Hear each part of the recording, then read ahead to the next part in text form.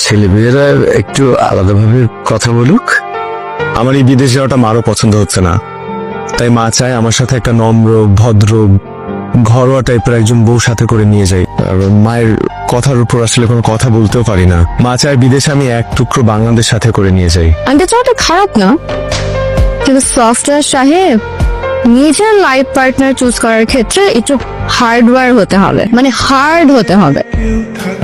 তবে হ্যাঁ, আমাকে সাথে নিলে আপনি এক টুকরো বাংলাদেশ পাবেন কিনা জানি না, কিন্তু এক টুকরো রাজশাহী ঠিকই পাবেন, কারণ এই শহরের প্রত্যেকটা অলিগলি আমার চেনা। আমাকেও চেনাবেন?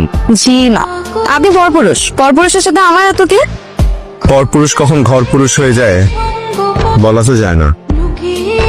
আপনাকে আমি যতটা বোকা মনে করেছিলাম, আপনি কিন্তু অতটা বোকা না।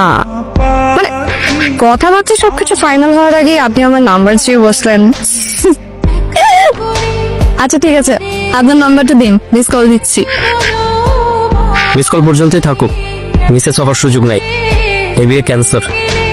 আন্টি মাস্টার্স পাস মেয়ে ছাড়া বিয়ে দেবে না। চলো। আন্টি, বেয়াদবি মনে না করলে আপনি কতদূর পড়াশোনা করেছেন একটু জানতে পারি? অনার্স? কেন? আপনি নিজেই তো মাস্টার্স পাস করেননি, অথচ ছেলের জন্য বউ খুঁজছেন মাস্টার্স পাস করা। বিষয়টা একটু কেমন হয়ে গেল না? বিষয়টা একদমই নর্মাল। আমার বড় মেয়ে এবং বড় মেয়ের জামাই দুজনই মাস্টার্স পাস। তাছাড়া ছোট মেয়ে মাস্টার্স করেনি বলে তাকে এখনো বিয়েই দেয়নি। আমার পরিবারে মাস্টার্স পাস ছাড়া কেউ এলাও না। ঘরের মধ্যে মাস্টার্স পাস থাকা বেশি জরুরি নাকি ভালো মনের একজন মানুষ থাকা বেশি জরুরি? এত কিছু তোমাকে কৈফিয়ত দিতে হবে কেন? বেয়াদব মেয়ে, যাও ঘরে যাও। বেয়াদব, দাঁড়িয়ে আছিস কেন? গাড়িতে ওঠ। আসসালামু আলাইকুম। হ্যালো, হ্যালো মিস্টার ইঞ্জিনিয়ার, ঘড়ির সাথে না থাকলে সময় দেখবেন কি করে? ঘড়িটা যে হাত থেকে পড়ে গেল সেটাও তো খেয়াল করেননি, ঠিক মতন তো নিজের ঘড়িটাও সামলাতে পারেন না। এখন কি হবে? আমি আসলে কোনো কিছু ঠিকঠাক মতো সামলাতে পারি না। এই কারণে আমার মা আমার জন্য বউ দেখছে, যাতে ঘর থেকে শুরু করে পুরো জীবনটাই সামনে নিতে পারি। ঘড়িটা না আমার খুব প্রয়োজন। আমরা কি কাল একটাবার দেখা করে ঘড়িটা ফেরত নিতে পারি? কালকে কেন, এখনই আসি। এখন মানে এখন তো অনেক রাত।